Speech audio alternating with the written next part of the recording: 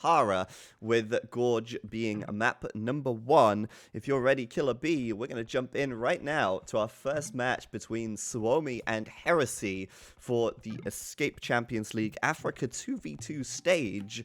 And, well, joining me once again, Killer B. I'm so glad you're here. I'm a little ill today, so hopefully you can take the reins and lead us through this one, and I'll just jump in whenever I'm needed. I realize we have big trees as well. I'm going to get that fixed between games.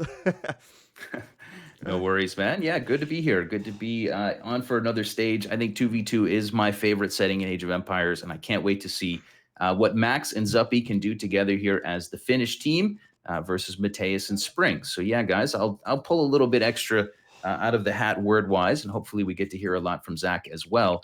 But just to first introduce things off, I've got the Max playing in the teal, maybe the cyan as the Mayans. He is on the western side of the map, and in the south of the map, I've got Zuppy in the blue trunks playing as the Spanish. Over to the right side there, we have Mateus as the Franks, and up in the north, we have Spring as the Mayans. So both teams have chosen Mayans, and both teams have chosen civs that have good cavalry. What do you think, Zach? I'd just like to draw some attention to the fact if you page up, you can actually see the bans and picks. We had Max's team banning Kilimanjaro. They then had, sorry, I should say Suomi banning Kilimanjaro. The Heresy team banning Rift Island, and then Max picked Gorge. So this is the pick for Suomi. Then Serengeti was picked by Heresy, and then they went for the bans and ended up with the last one, which was Sahara. Then they picked Mayans, of course, and took. Hold on, I'm trying to figure this out. Zuppy took. Oh my goodness, it keeps resetting. It's really annoying to get this up. They took, did you say Spanish? Yeah, they picked Spanish, and then they picked Mayans. Interesting that Mayans is picked by both teams, of course. That's the one civ that isn't actually in the civ pool. And the way the civilization drafting works is that each team is allowed to pick one non-civ pool civ, and one civ has to be from the civ pool. Yeah, and Mayans here can make a lot of sense. If you guys are kind of newer to this map, you'll notice along the center of the map, there's just a ton of stone here. So if you wanted to build some castles and build some unique units in the mid to late game, it might be very useful for you to get that stone. Of course, each player will have quite a lot of gold up on top of their little piece of the map.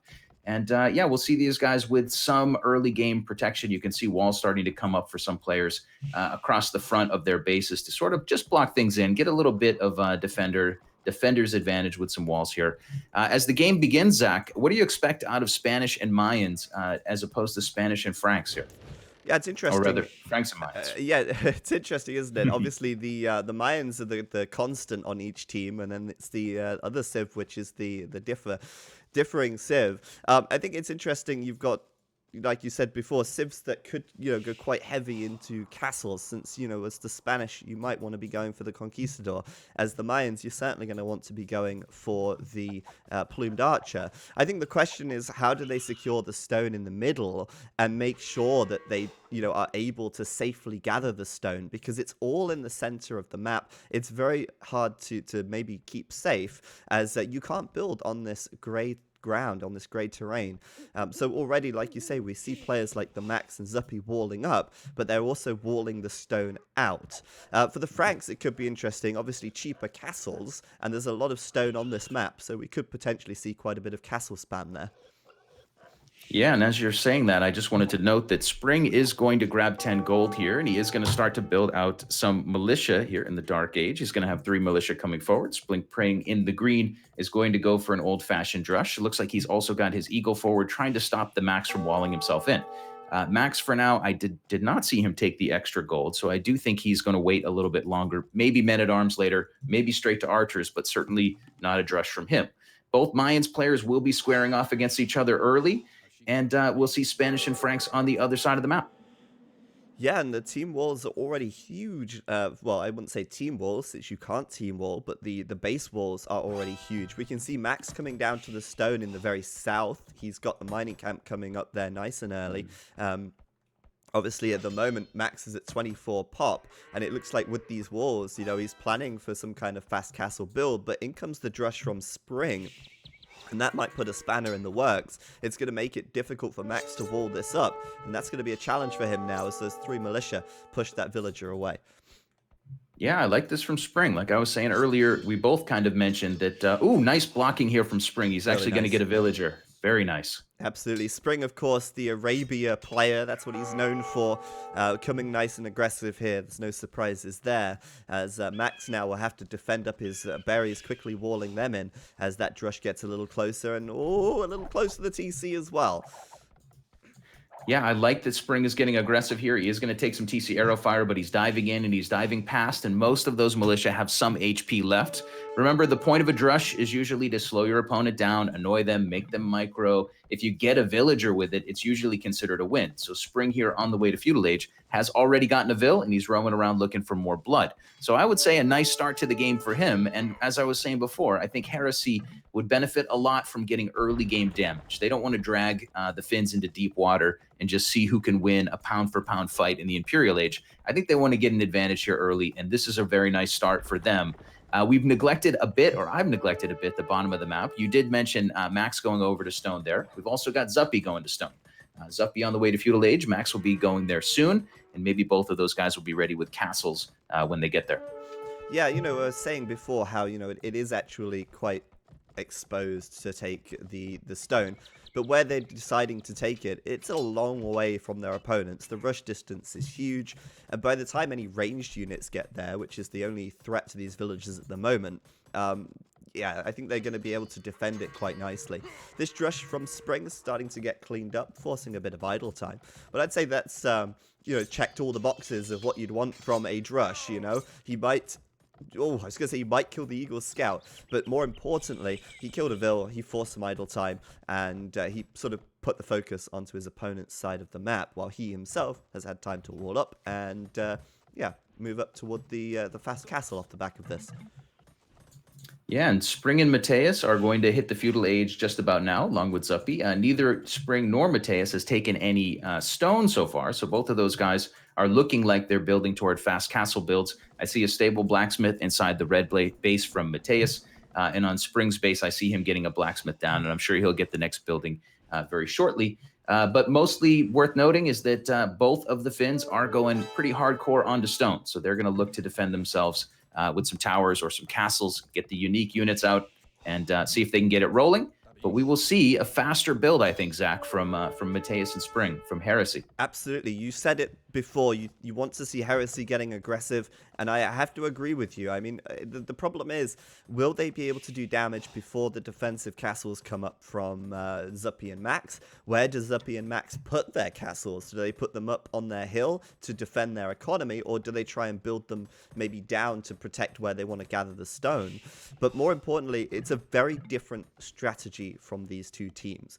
Obviously, Max and Zuppy going for the castles, going for their unique units, and Spring and Mateus going for something a little faster with knights. And, well, from Spring, it looks like crossbow even coming through from him.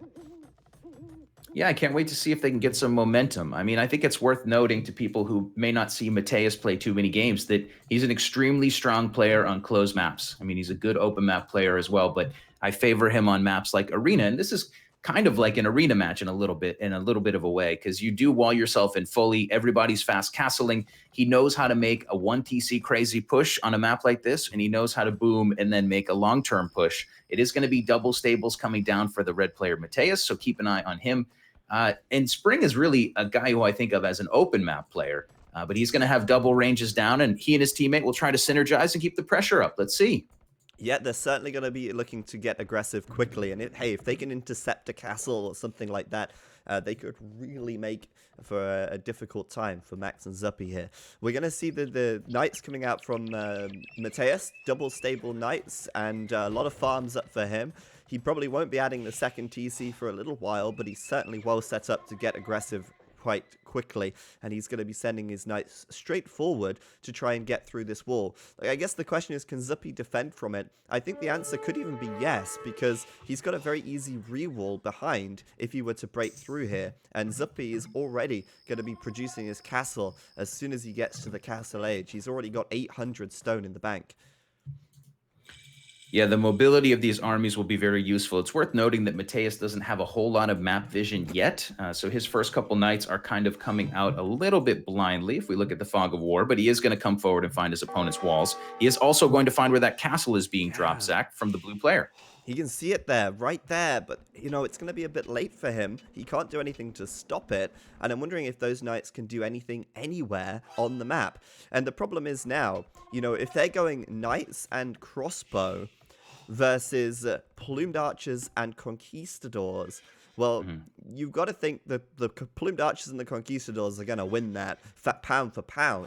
And I think Mateus and Spring are going to be relying on the fact that they can do double stable production and double archery range production to keep the numbers advantage. They might not have such a high quality army, but what they will have are the numbers to sort of make up for that fact. Yeah, and 2 TCs, Zach, notably for everybody so far, except for the Max. Max right now is getting pushed on a little bit, but his castle is completed, and he has quick stonewalled up the front side of his base. So it does look like Heresy will have to go back and find another angle of approach. One nice thing about this map, one very nice thing, is that you can poke on a lot of places here, and the Finns have already decided where their first castles will go. So there is still time for these knights to roam, and they are now roaming to the south, and maybe they can find a way in and find some damage. Yeah, Max did add a TC, by the way, to the very south. Okay. But you're right. I mean, these extra TCs going to maybe open them up a little more. And that castle, it's a stationary defense. Zuppy's castle is on the front. And if the knights come around the back, well, they might find an angle here. They might find a way through one of these weaker palisade walls. Yeah, right now that production is about 25 military for the Heresy team, but we are going to see Zuppy and the Max getting armies out. I see the first couple Conquistadors out ready to defend for Zuppy.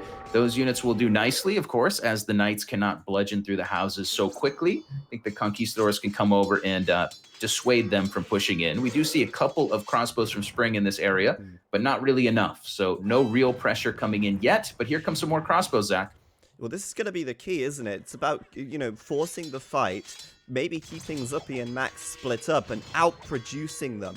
It's simply about numbers at this stage. Like I said before, the quality might be in favor of Zuppy and Max, but they haven't got the numbers and they are split up. Those plumed archers from Max having to run over now, as both the Heresy players are already grouped together. And it looks like they will even make it through that house wall as well. So let's see what damage they can do. Obviously, Zuppy does have a second TC up in the back and even a third, so he's booming his economy very quickly. But you never know. These knights, these crossbows could find some stray villagers here or there. Yeah, and Spring is on the way to ballistics, which will help him a lot versus those conquistadors. They are so good at ducking and dodging. The foot archers here will really make it annoying for the player in blue, Zuppy, with 6 range versus 7 range to try to run in and defend this attack. We will see the Max coming back over here eventually with plumes, but those initial plumes, Zach, have been intercepted and slowed down by some knights. They'll be fine to win that fight. But that is some time that the Heresy team has bought themselves, and they're diving in for damage on Zuppy. Yeah, it's absolutely perfect for them. They'll find a few villager kills, but you've got to question, are they in too deep? Are they trying to keep themselves from going under right here? Because at the moment, the numbers of army are small from Zuppy, but you've got Max coming in from behind. And if they get cleaned up, well, you've got to ask the question, has it been worth it for them?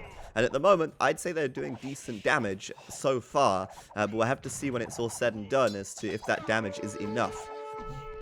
Yeah, Mateus is on the way to chain barding. He's still got about 10 knights inside of his opponent's base. Needs that upgrade to be in as fast as humanly possible, but unfortunately, it's going to take another minute. Those knights will be really annoying for Zuppy because they can run around and take quite a bit of TC arrow fire. Notably, the Spanish player at this point in the game doesn't have any damage upgrades for his ranged units because he's making conquistadors.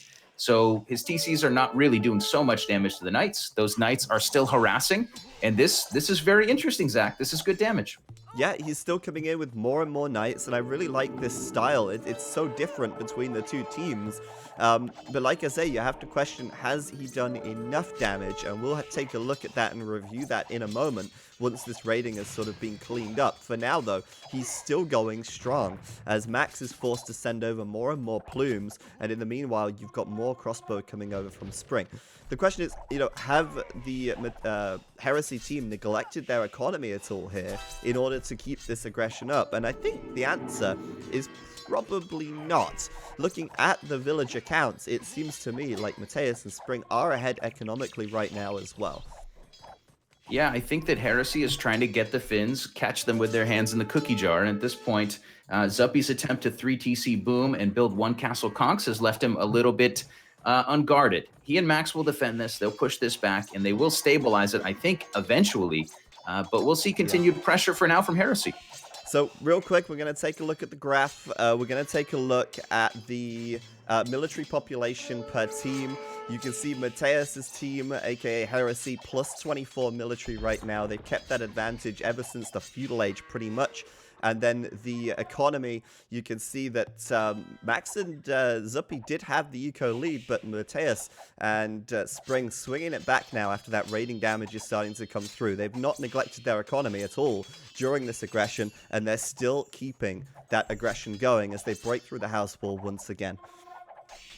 It's very interesting, Zach, that they've pushed so hard into the blue base, but they still have not really bothered the stone mining to the south. They're so close to killing 7 villagers there so easily. But for now, they're bludgeoning down and keeping pressure on that Spanish player Zuppy. And I guess we'll be questioning throughout this game that, is this enough damage? Is this the right approach? So far, I think this gives them a strong chance to win the game. And I like that they've been aggressive. Let's see if Heresy can pull out a win here. Yeah, I guess the thing is, though, I mean, they're suppressing Zuppy's economy a little bit. Obviously, they're keeping the focus of the Suomi team on their side of the map. But they haven't followed through with any siege, so they're not doing any serious long-term damage. And by that, I mean, you know, killing town centers, killing like 20 villagers as the TC goes down.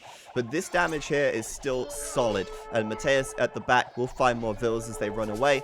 And more importantly as well, I guess, you know, he's forcing so much idle time. Zuppy's resources collected in total are going to be much less as a result, even if the villager count looks okay.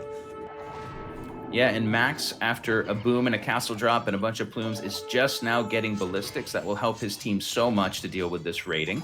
I think that a few more monks, a few more conks coming out, and a couple more plumes, they can start to stabilize this position. But notably, you know, Spring is still here. Mateus is still here. They're still pecking away at villagers, and Zuppy's on 50 vills. You know, I saw a really nice comment in the chat there. Someone saying, this is how you deal with Spanish conquistadors. You don't let them make conquistadors.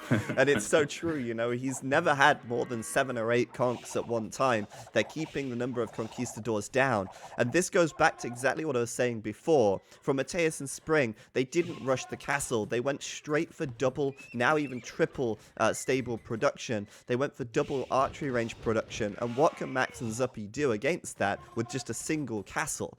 Now, Max is well boomed. He's got the most villages in the game, and his economy hasn't been touched. But Zuppy, on the other hand, has lost quite a lot of vills. He's lost a lot of gathering time, and he's kind of on the ropes. I mean, he's not completely on the ropes, because as I said before, there isn't any siege. But Mateus just dropping a siege workshop on the front now. They want to continue this aggression. Yeah, Max is on the way to Imperial Age. Spring, the other Mayans player, has started to drop a castle, and I think he'll drop another one soon to get his own Plumed Archer production going. Yeah, second castle on the way for Spring. But Spring is not as close to Imp after building a little more army and being more aggressive. So Max will hit Imp first. He will try to compensate for his teammates' damage that's been done with the Imperial Age upgrades and the better army, and maybe try to distract these two armies from Heresy. But Heresy's in a great spot here. They've got a good chance, and we'll see how they adapt as the game goes on. Absolutely. I mean, the Imperial Age coming in for Max just means elite plumed archer and stronger plumed archers. But at the moment, Mateus is doing a good job of chasing them down, actually, and sort of catching those plumes out. Getting the numbers down a little bit is going to be quite important, as the plumed archer is really going to be potentially enough to push them out of Zuppy's base, where they've basically been sitting this entire game so far. But yeah, I do think that with Mateus being so close behind up to the Imperial Age, with the Cavalier coming in, they're going to be in a really good position if Zuppy can't really start to mass any military at the moment. Yeah, Max hits the Imperial Age. As you said, it's going to be Bracer Chemistry, continued beefs for those plumed archers. Those units will continue to get stronger. As you said, I think they're the only thing we really see on the map from the player in teal, but he is on 32 of those units. He's still playing defense. He's still trying to help Zuppy get on his feet, but he has found the knights in the center of the map, Zach, and he's going to get a couple of knights in retreat. Well, this is what I was saying, right? I mean, as soon as Imperial Age came in for Max, they basically hightailed out of there. And you're going to see why, because Spring is going to be running out right now, and he's going to be sandwiched between Max and his superior plumed archers. All of those crossbows from Spring will die. There's no question about it. But you've got to question, have they already served their purpose? And I think the answer to that is yes, as Mateus and Spring come back in for more. They've got to be careful. They are feeling confident with the numbers, though. They should be able to, with the knights in front, push these plumed archers back. Of course, Max is also working with the hill, but they've got to be careful not to lose too many units here, because they're going to want to upgrade them, of course, once they reach the Imperial Age themselves. Yeah, that felt a little risky, but it looked okay. In actuality, it looked all right to me. We are seeing Zuppy starting to get closer to Imperial Age resources, so we will see him click Imp, I suppose, sometime soon. Imperial Age and Cavalier and Plate Barding Armor is in for Mateus. Yep. Spring has just clicked the Imp upgrade. Yeah, and it kind of feels a little like a 2v1 at the moment, doesn't it? I mean, what is Zuppy able to add to this fight? He's got 11 military. Most of it's defensive, you know, a couple of monks and a mangonel. And they're basically going in onto Max, who at the moment is just finishing up Elite Plumed Archer. And I think they need to buy more time. They can't realistically fight this, especially not with Cavalier coming through for Mateus.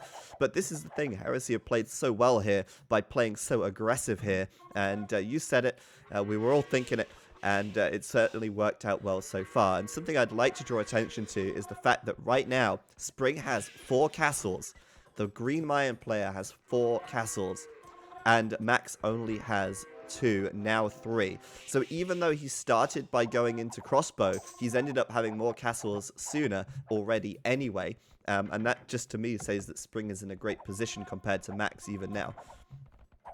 Yeah, I think that Heresy here is doing a very nice job. They need to take some time and mass up that army, let Spring get the Imperial upgrades, but they are keeping pressure on small groups of the Max's plumes where they can find them. You can see in the center of the map, a small group of plumes there is just so heavily outnumbered that you need to take that fight and get some damage. But ultimately, you've been so aggressive all game, it is a little bit hard to stay disciplined here, but I think Heresy can take a little time and start to add some siege in and make a real sort of game-winning type of push. If they keep sending in units before they get those upgrades, I don't think they're going to be happy, but they are standing and fighting here, Zach. Yeah, this is where they've got to be really careful. I mean, Max has Elite Plumed Archer now. He's fully upgraded. They can't really stand and fight there without having their own Elite Plumed Archers in the mix, without having Paladin.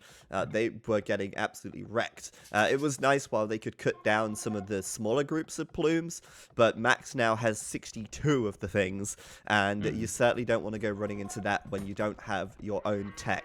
So they're going to regroup a little bit. They're going to fall back. They're going to get their own upgrades in. And meanwhile, Zuppy's doing Cavalier now. So Zuppy, although he took quite a bit of eco damage, he certainly equalized his economy or fixed his economy.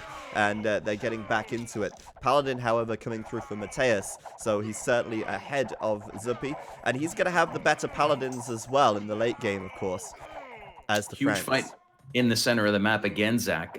Max was standing and fighting, trying to deny a castle. I think Spring did take some damage there, but now the Cavalier are pouncing on top of these group of plumes, and Max is 2v1. So first it was Zuppy 2v1.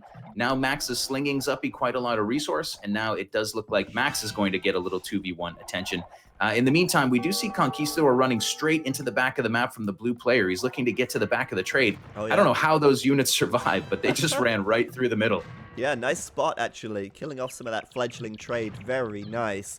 And, wow, it's funny, really, because the Conquistadors are so inaccurate, they end up missing a lot as well. But all in all, great teamwork by Max and Zuppy so far, using the monks, for example, to come and heal up some of these plumes. And they're actually starting to push back a little bit now. Spring building his castles in the gorge, giving Max the attack advantage on this trebuchet, as it looks like Mateus is going to finish off Paladin and turn his attention to running to the back lines of Zuppy here. It does look like he is on the warpath, headed to the back lines, as you said. Paladin upgrade will be done soon. There are some plumes there from the Max that are getting some nice arrow fire damage in while they can. But the Cavalier will soon be Paladin, and this will soon be a problem because Mateus has 51 military and Zuppy's got 16. So although they'll both have Paladin, one guy has a clear advantage in the numbers. Yep, and the the trade even getting taken out right here as well from Heresy. They struck back straight away, getting some damage done. They've got to be careful still not to get too caught out, but Max is fighting uphill, so 25% attack reduction onto these Paladins, which already have a decent Pierce armor of 7, so they're able to do huge damage right here. Of course, the Frank Paladin, the best Paladin in the game, unmatched at the moment, and showing us exactly what it is capable of doing. Meanwhile, Spring is starting to come over. He's finished Elite Plume as well, and I think they want to kind of sit on this hill and disrupt the trade, because there's absolutely no way that any of these teams can protect their trade fully, as you cannot build over this grey land, and obviously the trade has to cross it. Yeah, it's interesting. Max is getting pushed to the brink a little bit. He's microing back at home. He is actually winning a Treb war on the other side of the map, defending his own base. Oh, yeah? But he is really intensely focused on keeping those Paladin out of the trade, of course. We did see Spring's Elite Plumed Archer coming over as well, and he and his teammate continue to synergize. They don't look like they're seriously trying to win that front battle. It looks like they're much more serious about getting, like you said, to the trade and trying to cripple the Finns as the game gets later. They'll need that trade gold. Yeah, and I think the main problem here is the military for Zuppy. He's only got 18 Paladins right now, and they are inferior to the Paladins of Mateus. So that's, 20 military versus 56. Mateus able to keep throwing his weight around and doing some serious damage in the back, taking out some of Max's army, raiding a lot of the eco, stopping the trade from really getting going. And if they can stop the trade from getting going, well, they've won the game, basically. It's looking really good for Heresy right now. The trade, look, is making a break for it. Quick, run, they're not here. But they're quickly going to return. Yeah, as you said, they're doing a great job. And if we just look at the military numbers, we can see about 140 for Heresy combined as a team. And on the other side, we are under 100. We're around 85 for the Finns. So it's a really desperate situation. It's a lot of expensive units on both sides. It's not as though one team is padding their numbers with trash. It's a bunch of Paladin and a bunch of Plumes versus a bunch of Paladin and Plumes. But right now, Heresy, after the early damage, they look a bit unstoppable. If the Finns can pull this back, it would be crushing for Heresy. Heresy needs to win this game now. Absolutely. They're dropping a castle on the right side. They've also won the Treb war on the left as well. Spring with like 20,000 trebuchets. Unstoppable. He battled his way up that hill, and now he's got the support of Mateus here as well. They're going to start working on taking out Max's castles. Max only has 2 castles. If he loses this one, he's down to 1. Then what can he do? He has no Plumed Archer production anymore. He's started to go into to Eagles by the looks of things, but it looks like the damage is truly being done all over the map. You've got the raiding from the Paladins, and really the trade numbers now. I'm going to take a look at the eco graph to show you the trade numbers for these teams. You can see Mateus and Spring, 45 additional villagers and 20 additional trade right now. That's going to be giving them a huge advantage into this sort of late game, as they're just going to be able to keep spamming Plumes and Paladins across the map, and Max and Zuppy won't be able to keep up. Yeah, there's really not a lot of good options left on the table for Max and Zuppy. Zuppy has been receiving Sling from Max for quite some time, and that has allowed him to get a nice economy going. He's up to 56 military, lots of Paladin on the map, does have a lot of mobility. But unfortunately, Mateus has a similar number of Paladin, and the big difference is that the Max now is very low on military, and as you said already, quite low on castles. 1 castle left for the Max. Yeah, he's building a second one now, but I don't think they're going to be able to keep that up, to be honest. Look how quickly they took down the front of his base, killing everything with these trebuchet. Meanwhile, Mateus roaming again, looking to kill more Paladins. And it's really been a dominant display from the Heresy team. Really, from the Feudal Age, even the Dark Age, they were on Suomi's side of the map, and they never left. They said, this is our land now, and they took it. Yeah, Heresy changing their name and changing some momentum here. It does look like they're going to walk away with a win. Yeah, it does seem that way. I don't know if you maybe a little ahead and GG was already called, but right now I'm going to see Spring deploying those trebuchet onto the castle here. It looks like Max will be losing that very quickly as well. As I said, if they lose all of this, I don't see how they're going to be able to stop the next castle going down as well. Nice actually using the trebs to kill off some of the plumes here as well. Look at this. Yes, Kablow. very nice.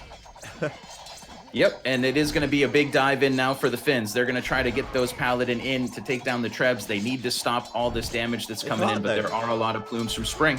Yeah, they can't actually get to the Trebs. They're fighting there, but they're not attacking the Trebs. They're unstoppable. And the GG is called. The Finns giving it up right there. Heresy gonna get the first game and the first win in the Africa stage. On the other side of the map, we see a little bit of raiding from Zuppy, but it was a little bit too little, a little bit too late, as Mateus and Spring looked so solid that entire game, Killer B. Yeah, an amazing first game of the day here to get things started, guys. We are in the Africa 2v2, and we started with a bang. A very, very nice game. I would say it's a nice upset win for Mateus and Spring. I did not think that they would have an easy time with the Finns, but they did exactly what we wanted them to do. They got a little bit of an early game advantage. They kept the pressure on. They played really patiently when they needed to, but really aggressively when they needed to. And they kind of made this win look kind of easy. Yeah. So good on them, man. Good on them. They did. It was really a truly different strategy that both teams went for. And in the end, I think it's nice, right? Because Heresy went for Mayans and Franks. So it's Plumes versus Plumes and Paladins versus Plumes and Paladins. But they just have the better Paladins. So even if Zuppy and Max were on even terms economically, their Paladins would have still had an extra 12 health anyway. Obviously, Spanish trade is something to keep in mind. But we've touched on it already during the cast that raiding the trade is very easy on this map because you cannot wall it. You could put castles there, but you cannot wall it. Yeah, absolutely. That trade rating was great. The early pressure was great. I mean, simply put, one team built an army in the early game and one team didn't. I mean, we saw the Finns try to both boom up, both castle drop, both go unique unit. We all know that that's a powerful play, but if both players in a team game do that together, it can be really risky. And in this case, Heresy, formerly known as the Coachers, showed us why that can be risky. So 1-0 for them, Zach. Yeah, obviously starting strong, the rebrand, maybe giving them even more motivation to play their hearts out and get themselves a victory. Really nicely done. We're going to take a quick look at the achievements now. We can see then Heresy get the first game on Gorge, and they do it with a really convincing win. Mateus, 320 kills to 174 deaths. He really played a strong game there, getting that MVP badge for himself. And even economically, he was in a great position with the most food and gold collected, even the most trade profit. Mateus, MVP by far that game, if you ask me, even taking the time to grab 2 relics as well. Yeah, great first game, and now we have to see if our team Heresy can follow it up with another win. I mean, they still are, I believe, the underdog in this series. They did grab a great win there, but you can't get too high on one win. They got to win this set and move their team forward and get some points in the tournament.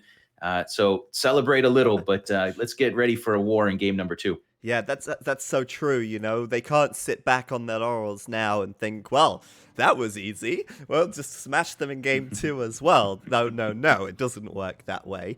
It does not work that way at all. So hopefully, you guys can't tell I'm too ill. I'm kind of recovering, but just so you know, if I suddenly start coughing, Killer B, the stream will not be able to hear me, so just soldier on. And they won't hear a thing, but you'll just have to hear me dying. That's going to be so fun. It's like a little challenge for me as a caster. Stay focused. All right. Do your best casting and watch a really intense game while somebody hacks up a lung in the background. Yeah, basically that. So I think the Spanish stream was having a bit of technical issues earlier on. Obviously, I see the stream is live. Hopefully they're okay. At this stage, it's a little late. There's not a lot I can do. But yes, if you're watching here and you're a Spanish speaker, we do have a Spanish stream as well, and that is on EscapeAoE_ES. You can also click on the link in the chat, which I'm going to put there now. Thank you everyone for tuning in. Great viewers numbers already, and we've got great games to come today. This is just the first set, and we're going to be getting game 2 going in just a moment. If you're ready, Killer B. Oh yeah, I was born ready for this, man. Let's go for it. All right, I'll tell Robo to launch the game as we go into Serengeti, which was the pick of the Heresy team. So it's worth noting that Suomi actually actually lost their home map. Oh, also I have to do small trees. Thanks for reminding me. There we go. I think I've got small trees now. Actually, you know what? I can tell you why I don't have small trees. 1 second. Talk about Serengeti while I message Robo. All right, Zach's going to take care of a couple settings for you guys. It's not the size of the tree. It's how you chop it, I suppose. What you do with it. There you go. We're going to see Serengeti here in a moment. This is a map that I do think the former coachers, now Heresy team, picked kind of wisely. I think it's a pretty crazy, aggressive, rather open map, and I can't wait to see what they want to do with it. It's noteworthy that Spring is kind of a Huns specialist, like a really, really sick Huns player. Don't know if it's going to be a civ that he wants to choose on this map, but I would love to see him with the Huns. For the moment, it is going to be, we're going to launch here in just a second. But yeah, it's Killer B and Zach, Mr. Zero Empires, coming at you guys again. 2v2 ECL Africa stage. I hope you guys enjoyed East Europe. We have moved down to the south now, and it will be the Africa stage. Zach mentioned earlier, it is going to be 1 civ from the Africa pool for each team and 1 civ from outside the pool. So in this series, we will see players not repeating civs, but using 1 civ if they want from the pool and 1 civ from outside. Game number 2 should come your way in a moment. It is a best of 3. And I'm really glad that you guys are here with us once again. It's been a great event so far. And let's see if Zach made it. I'm just restarting Voobly. I need to install a mod. There was an issue. Basically, the Wololo Kingdoms got updated, and we can't update our Wololo Kingdoms. So I have to find an alternate way to get small trees. But that is possible, thanks to the mod workshop. We could also have blue flames if you fancy it. There's some cool mods on here, actually. There's some cool mods. There are some super cool mods, and it's a cool time to be playing Age of Empires. The game has really been modded in a beautiful way, especially this Wololo Kingdoms mod that we'll be using. Can't wait to see the next set of games. But yeah, as Zach gets everything in order, I'll just say, Spring and Mateus, a great showing in game number 1. We'll see if they can come back in game 2 and kind of jump all over the fins and get on to the next round. Both of these teams need the points, and I'm sure neither of these teams would mind a little more cash in their pocket. So we'll see this spin up in just a moment. Who wouldn't want a little bit more cash in their pocket? Is that some cash in your pocket, or are you just pleased to see me? Well, yeah, I love winning the games, but the cash. Cash rules everything around you. I know you're a Wu-Tang fan. All right. I can't guarantee that I'm going to have small trees because I don't think this mod updates the Wololo Kingdoms trees. But some trees might be small, some might be big. Apologies for this. Unfortunately, not a lot I could do about it because I can't actually reinstall Wololo Kingdoms. Otherwise, it will break everything. So we are going to just go and hope for the best here. The chances are we still have big trees, and hopefully you guys aren't too visually offended by that. All right. Well, I'm ready for game number 2. Despite any tree size differences, we are going to be here on Serengeti, and we'll be launching in just a moment. Still alive. Actually, right. You know what? You couldn't hear me coughing, could you? Nope, I couldn't hear you. All right, perfect. Even better. Okay, guys. Looks like we are into the next game. We are jumping in right now, and we have still got big trees, so unfortunately the fix didn't work. I think when we go back to the old trees, they'll be small, but you know what? It doesn't really matter too much, because I don't think it stops us as spectators from enjoying the games too much. Killer B, We're here again. Game number 2, Suomi versus Heresy. It's 1-0 to Heresy after a blinding first game. Maybe you could do the honor of introducing the teams here. Yeah, of course. Guys, it is a best of 3, as Zach said. We did see Heresy jump all over game number 1. So the Finns, Suomi, will have their back against the wall. I'll start with the red player, Mateus. Mateus is playing as the Malians in this game. We're going to see him grabbing up the goats and the ostrich maybe being pushed on the front of his base. Notable that the map here is Serengeti and that it is quite open. You can even see the wood lines are kind of sparse and scattered around the map. So it's an extremely difficult map to try to wall off, but there is a lot of natural food sitting around your base. Red player is going to have 2 gold piles to the south of his base, so we'll keep an eye on his ability to protect those resources. And to his north will be his teammate Spring. Spring is going to be here as the Mongols, so it will be Mongols and Malians for Team Heresy. And Spring in the purple trunks is going to have, what has he got? He's got a couple of sparse wood lines up to the north, 1 gold pile in the far north of his base. Out on the front, he will have a nice patch of zebra as well to push in. But obviously an open map for all players involved in the game. Opposite Spring as the Mongols. Opposite him will be the Ethiopians player, the Max. Max playing as the Ethiopians here, which surprises me a little bit. I'll get Zach's thoughts on that in a moment. But we will see our teal player on that side with 3 vills out on the back wood line, pushing in some early food and getting everything rolling. Final player in the south of the map is Zuppy, the Zupster, playing in the blue as the Franks here, trying to get some revenge for what happened in the last game where he got 2v1 and beaten up on. Zuppy will have berries, stone, and gold to the south of his TC, and it looks like he's actually got a pretty decent map to work with, everything behind the town center for him. So, Zach, what do you think about Ethiopians here? Well, Ethiopians, obviously the hold on a sec. Yeah, so we got Ethiopians, Franks there versus Malians and Mongols. Ethiopians are interesting because they can be super aggressive, right? They get 100 food, 100 gold when they get to the next stage. That opens up a lot of opportunities to do early drush into man-at-arms, for example, which, as we saw last game, the early aggression certainly favored the Heresy team. Perhaps Max and Zuppy want to sort of, put the shoe on the other foot. Maybe they want to be the aggressors this time around. And I certainly think the Ethiopians are a good civ to do that, but not only are they good to do that, they also have the faster firing archers, and archers on this map can be super strong because there are so many sparse wood lines that a couple of archers on the back side can do so much damage, and obviously they can do that damage a little faster as well. So I like the Ethiopians, and then obviously the Franks, which we saw in the last game, being picked up by Zuppy. And speaking of Zuppy, you said the Zupster. The reason I'm ill right now, the reason I have the flu, is because I was partying with Zuppy in Riga in Latvia for 4 days, and we had a good time. But that I can probably blame him for this illness right now. Okay, Zuppy even influencing the cast here today. That's how powerful of a player he is. Truly. It even changes the person watching.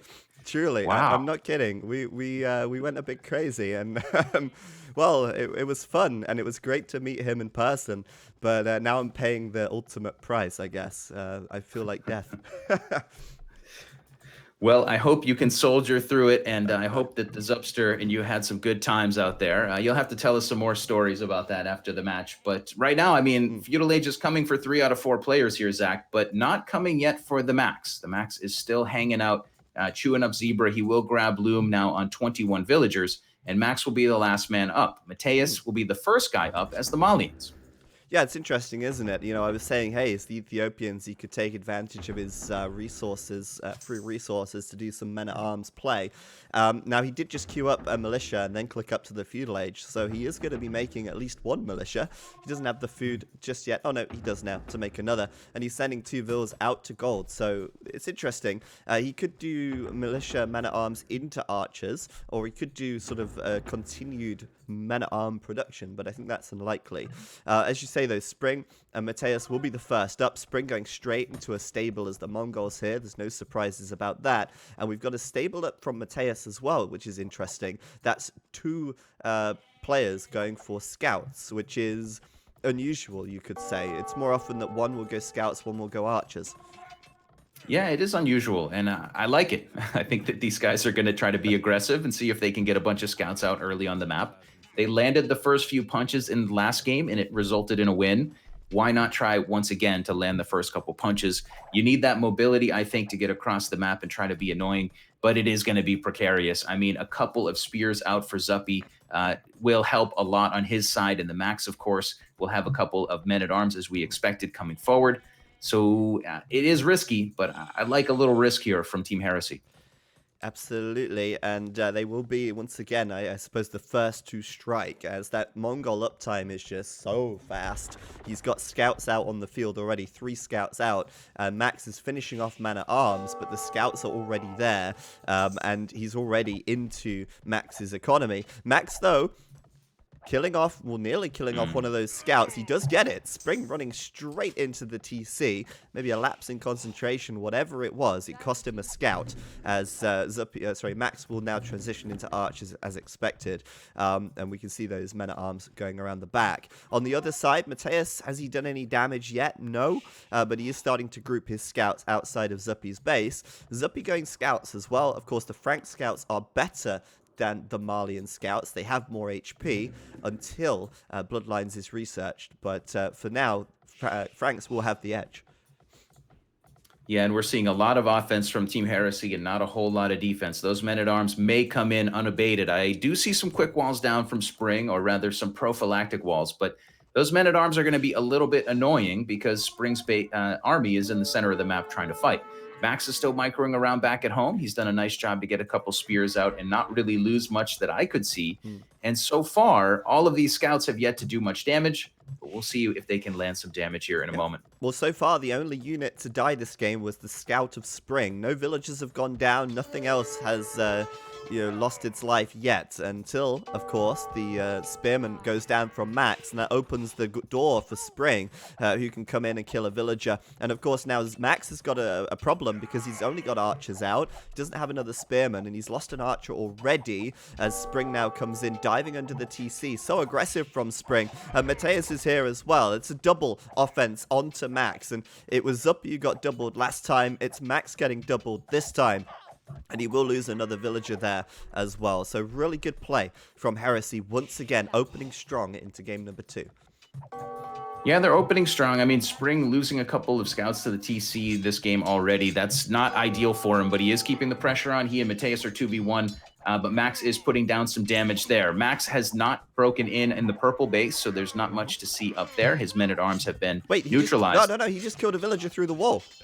Oh, okay, he just killed a villager through the wall. Like, just HD things, you know? I don't know if you guys caught that. A villager died here, and there's no way she could die unless it was over the wall. So, you know, good to see these things still cropping up from time to time.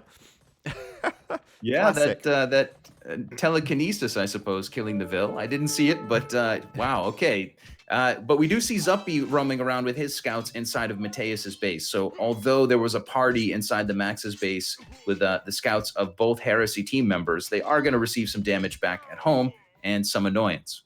Yeah, Spring cleaned up the men-at-arms in the woodline, losing another villager. He's down to 28 right now. So Spring actually has the lowest number of villagers in the game at the moment, as Mateus will once again look to hit Zuppy. But Zuppy is pretty much fully walled. He's done a good job. This map is super hard to play, by the way, because these quicksand areas can't be built on.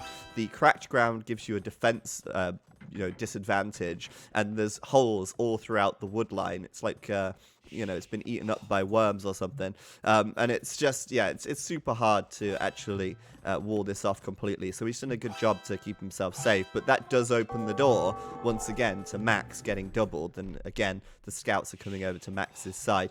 What's interesting here is Spring did make a lot of scouts this game. He's got 12 military right now as he switches into archers, but so far a lot of scout production from him. Yeah, Zuppy is up in the north trying to raid the purple player Spring. He's running in with some scouts. He's going to push a couple Vils off a woodline. There is 1 or 2 spears in the mix, but for now, a couple Vils will go down. A very open, crazy map. Go ahead. Yeah, at the same time, there's archers at the back on the right side as well. So Spring getting doubled here too. And the difference is that Spring hasn't even made an attempt to wall, really. I mean, he's kind of walled in his woodline. He's built a tower on his goal, but he's open everywhere else. And obviously, for that reason, it makes him vulnerable for sure. But at the same time, Spring also raiding with archers. So both teams sort of just, I don't want to say base trading or base racing, but they're certainly trading off, even though they're losing all over the place. Yeah, a lot of damage being landed, especially for the purple and teal player. Right now, it is Zuppy who's going to forget about damage. He's coming back home to help the Max out on that side. All those scouts coming back over. Scouts right now from the Franks player with the extra HP, but that is the only advantage they'll have. Spring is trying to dive in and do some damage with archers, but he's not finding a lot of pay dirt because one really nice tower from the Max and a little bit of walling makes him a rather safe guy back at home. Yeah, and it's worth noting as well for those that aren't aware, these acacia trees have 150 wood, so they do last a bit longer, which is nice. At the same time, though, Zuppy just killing off these archers right here. That extra health certainly paying off as the archers will all get cleaned up. A couple of scouts going down as well, but I think they weren't exactly full health when they went into that fight. And that's going to be nice because they'll keep Spring's military count suppressed a little bit. It was getting a little bit wild. He's still got the largest military in the game, even after losing all those archers right there. So we'll see how that affects his castle time. Obviously, he could be delayed a bit if he's going so heavy into scouts for so long. But right now, he's got a lot of archers on the field, and it looks like they're coming forward again to try and strike onto the Max for the second or third time this game, getting a double going. Yeah, Spring transitioning to archers. He does have some spears to go along with them. He is going to stick in the feudal age for a while, putting a lot of resource into the fight. On the other side, his teammate is on the way to castle, has dropped double stable. So Mateus will go double stable knights to synergize with his opponent's archers, which he hopes will someday be crossbow. But Zach, I think the style of this game has been really fine for the Finnish team. They've got an army out early. They have been defending a lot. But defending and counterattacking is kind of the way that I think of this team's play style. And so far, they've gotten pretty good trades. It's a close game still, but I would feel a lot more comfortable sitting on the Finnish team this game than I would have last game. I think they're doing okay here. Well, they're a little bit faster to the Castle Age with Zuppy. Obviously, the Frank Knights are already upgraded with +2 defense and effectively bloodlines. Obviously, the Marlian Knights have bloodlines already as well, and +2 is coming in for Mateus also. So Mateus is again doing a pretty good job, but it's Zuppy who's a little faster, and it's Zuppy who's sending his army straight to the north to attack Spring. Spring right now is sitting at home with a lot of archers in his wood line, and he's actually chopping the baobab trees, which have 200 wood in them, so these last even longer, twice as long as a regular tree. But it could be difficult now, because it's going to be Zuppy to strike first, and Zuppy will probably split his knights up and find quite a bit of damage here.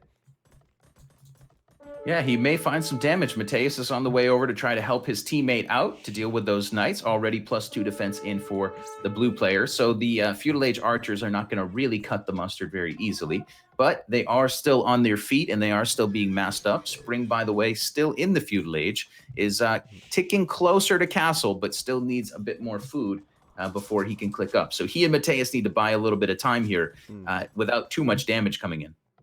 And comparatively, you've got Max, who's about to click up to the Castle Age now. There you go. He's just clicked up. So it's going to be both of the Finnish players up to the Castle Age first. And so far, actually, not a huge amount of damage from Zuppy. I thought he'd be able to find something with his scouts. He's actually going to hit the wood line at the north of Spring's base now. Maybe find a couple of villas there. But there are obviously spearmen there to deal with that. Meanwhile, you've got the knights from Mateus looking to hit Max. But Max is so well defended at the moment with huge house walls and a lot of archers behind there as well. So right now, Mateus can't really get through there too easily. But look at Zuppy. He's in Mateus's base, diving deep, finding villagers in the north, finding villagers on the farms. And here's where Mateus can pull his, the ace out of the hole and start making some camels here to try and defend. But this is not good for Mateus. A really nice push and pull 2v2 game because Zuppy got some damage, but now Mateus will stabilize with some camels and some defense. Mateus was trying to push into the Max's base, but Zuppy is here as well, keeping an eye on things. And Spring, who is now on the way to Castle Age, is sitting on 37 military. He's starting to come forward. He is coming forward early. He does not want to be discovered until he gets the Castle Age upgrades. But if he times this just right, Zach, this is going to be a pretty beefy army sitting right on the front of Max's base, right as he hits the Castle Age. That's true, but Max has 26 archers himself, and I know Spring has 40, but he is going to be Castle Age faster, which means he'll have crossbow, and he'll have bodkin arrow. boy. And here comes the fight. This could be good for for Spring, but Spring's backing away. These Ethiopian archers fire faster, remember? And I feel like, Ethiopian crossbow are better than Mongol crossbow. Frank knights are better, in theory, than Malian knights. And if Mateus is forced to go into camels, this could actually be really bad for them, because obviously camels and crossbow lose to knights and crossbow. Yeah, and right now the Finns have got their numbers up. They're getting their upgrades in, and they're starting to push out of their base. They've been playing very defensively for the most part early on in this game, I would say, just trying to make sure that the Max does not get killed. And now they're going to trap a group in the middle of the map from Mateus if he's not careful. Looks like the red player will get out of dodge in time, but those crossbows are getting close from the Max, and he's going to get some good damage. This is great 2v2 team play. If only he had ballistics, he'd do so much damage. But for now, kills off one knight, and they start their push forward. Of course, Spring now has got a bodkin arrow, he's got crossbow, and he has got 48 crossbow. Jeez, maybe a few less, because he's got spearmen on the field as well. But these guys are spoiling for a fight right now, and I think they need to be a little bit careful. They might have more crossbows, but Zuppy has got more knights, and these Ethiopian crossbow do fire faster, as we said before as well, so certainly got to keep that in mind. Yeah, Spring went early to ballistics last game. He'll go pretty early to ballistics this game. Max will have ballistics as well. Both incredibly important. It's important for both sides to get that as soon as they can, because, of course, you want to be able to hit those moving targets, those cavalry. It will be a big beef up on both sides of the crossbow numbers. But I'm interested to see how deep we go into knights for the blue player and the red player. For now, a big fight coming in the middle of the map. Finn's waiting on top of the hill, and this is not the fight you want if you're Team Heresy. They're waiting for ballistics to come in. It comes in, and as soon as they run up that hill, ballistics is completed. And this is it's got to be a good fight for the Finns, surely. They'll say, hey, come at me. And they won't. They'll run away because they don't want to take that fight. However, Spring is doing Thumb Ring now, and with Thumb Ring, I mean, maybe they could even push up there. But I think they want to be making more knights. They are, yeah. I was going to say, Mateus shouldn't be making too many camels here. That's not a winning combo. But look at the difference in ranges. Spring has 4 ranges. Max only has 2. And I wonder if that's costing him, or costing Spring some economy. At the moment, 46 villas for Spring, 60 villagers for Max. So I'd say Max is ahead economically right now. And you can see the villager count really starting to go toward the Finnish side, with 40 additional villagers on the field at the moment. Yeah, the Finns are a little bit thin on military numbers at the moment, but they are trying to boom up their economies. They're keeping tabs on that Heresy team army. Purple and red player are synergizing nicely. We are seeing Spring, as you said, with 4 ranges, and he's starting to add in some Cav Archer. And that's kind of Spring's bread and butter. He loves to play Arabia Hun Wars, and Cav Archer micro is something he's going to be extremely comfortable with. In the meantime, he and his teammate will try to bludgeon down the front while the Finns try to boom. And it's a ticking clock game, Zach. You know, I mean, if you get enough time to boom as the Finns, you can do great here. Finns diving in, by the way, guys. Crossbows on top of the hill from Teal, putting down some good damage, but it is going to be Spring who gets a little surrounded. Mateus has knights here, but doesn't look like enough. I think Zuppy's going to be okay, but let's see how this fight goes. Crossbowman number continues to dwindle. Crossbows from the Max still firing away from the top of that hill. Faster firing Ethiopians' crossbows could make the difference, and Zuppy continues to spam in knights. And Heresy just put their chips on the table, and they just lost it all in the middle. Ouch. Yeah, Zuppy played that so nicely. He ran those knights in and got the perfect position. You have Max on the right side taking advantage of the hill, and Spring and Mateus will lose everything right there. Let's take a look at the military graph, and geez, look at that. Mateus and Spring had about 12 additional military units, and suddenly Max and Zuppy have 40 into their favor. That's like a 52-unit swing after taking that fight. A huge battle for the Finnish team. And not only that, but as we said before, economically, they are way ahead at this stage of the game. That really just goes to show how well they took that fight, because upgrade-wise, they were even. In fact, Spring even had Thumb Ring. And they went into that with the advantage, but they came out with big loss. That's how Suomi beat you in a nutshell. They tend to play in the mid game very defensively. They get a really good fight from you, make you be aggressive while they're booming a bit more than you. And now the Finns are on a roll. They are going to be coming forward, headed toward Mateus's base. There's still a lot of fight left in this game, but we are going to need to see some really expert maneuvering from Spring and Mateus here to not lose this game at this point. Max on the way to Imperial Age. Ethiopian's players still pumping out crossbows like they're going out of style. Yeah. Both economies for the Finns booming up. This is an extremely precarious point in the match here, Zach. Yeah, and obviously the Bloodlines tech that you saw was actually Spring's Bloodlines. Both of the Knights players had Bloodlines in that fight. The Bloodlines coming in after was Spring for his Cavalry Archer, which he's actually got a solid number of Cav Archers. So for Mateus and Spring, once again, it's going to be about getting that military number up and taking a fight now that they can, well, hopefully take a good fight, because otherwise it's going to snowball, in my opinion. Look at the military count for Max. He's at 65. He's got a bunch on the left. He's got a bunch on the right. And Spring, on the other hand, has just 33 military, so less than half. Needs to be able to take a good fight now to equalize those numbers out. But that's going to be tough, with Max hitting Imp and Arbalest undoubtedly coming through. Yeah, that Arb upgrade is a beautiful thing in this game. If you think about Cav Archers and Castle Age Knights, really not something you don't want to fight Arbs with either of those units. So Max right now can hold his team up high while Zuppy gets to imp himself, and Zuppy is going to add in some more stables and some more knights, and Spring and Mateus can see the writing on the wall already, Zach, and they're going to give the GG. Oof, that's, well, I don't want to say it's premature, I don't want to say it's too early, but it certainly didn't end with one final fight, I suppose. They didn't give it a shot. They just kind of accepted that this fight in the South cost them the game, and they aren't going to recover from that.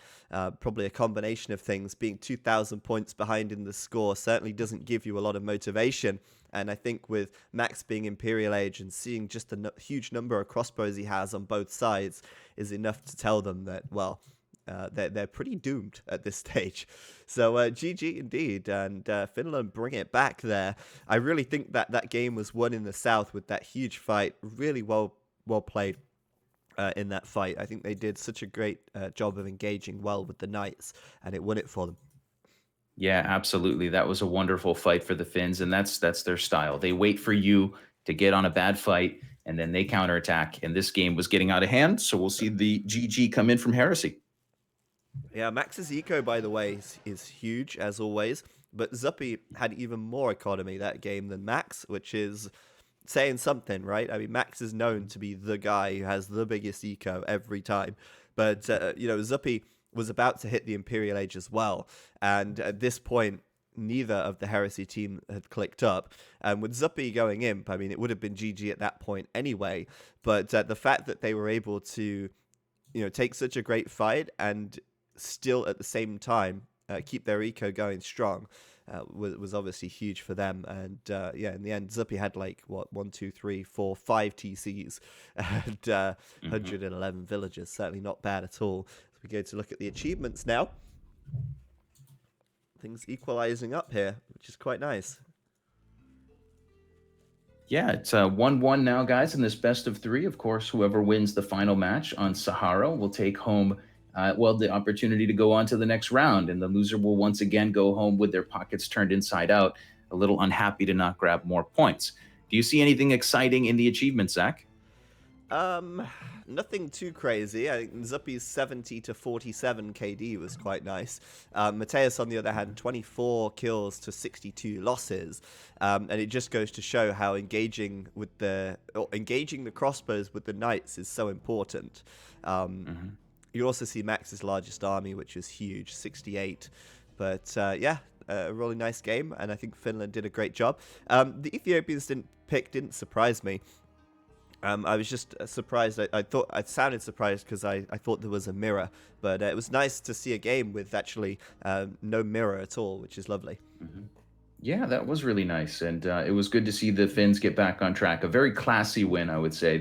They just looked like they looked like the better team in that game. Like, okay, we can see what they're doing. We're gonna take the aggression. We can handle this. We're not gonna dive in.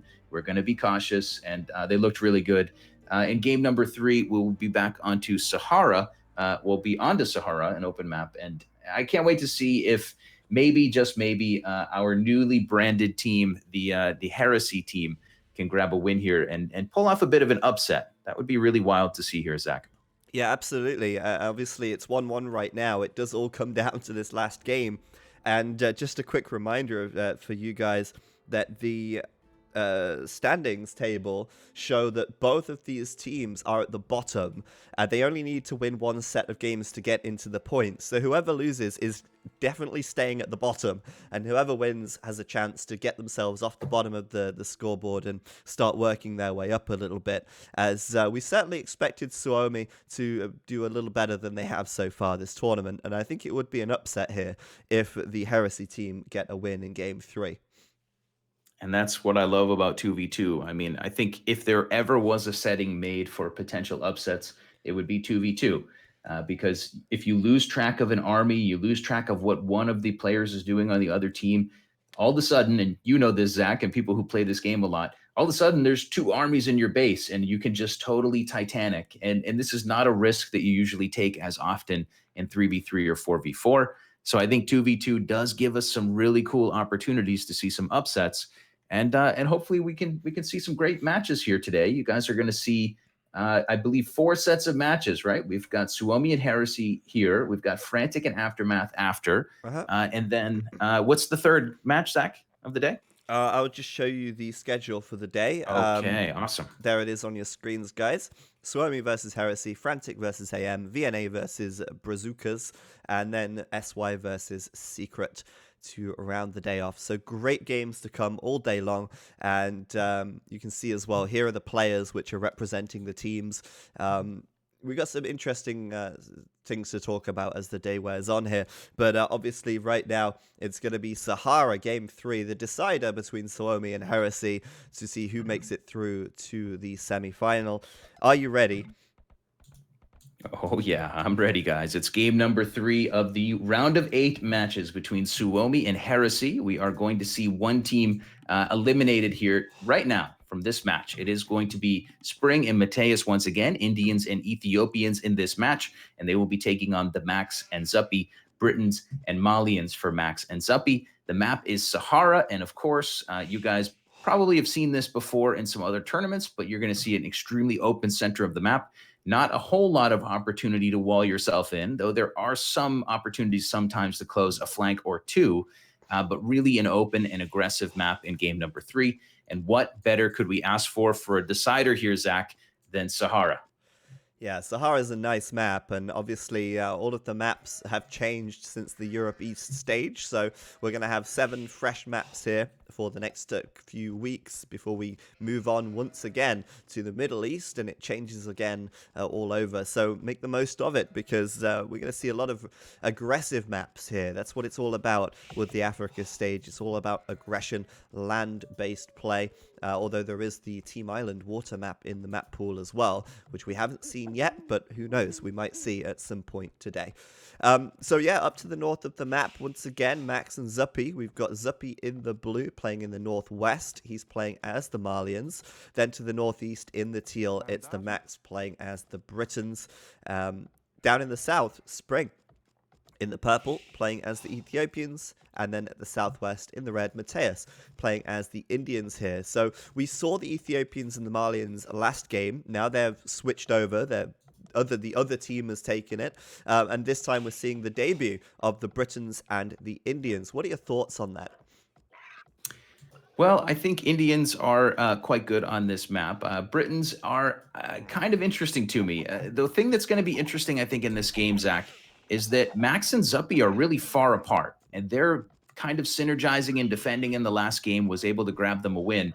This game, their bases are really far apart. So if the Britons player wants to get out and get some archers on the field, maybe behind some men-at-arms or something like that, we could see an interesting play, but it's going to be a little tricky to get those archers to walk all the way across such a big open map. So we'll see what they can get done, but it wouldn't have been my first choice. But Indians and Ethiopians on the other side, I like. You were asking about the Indians.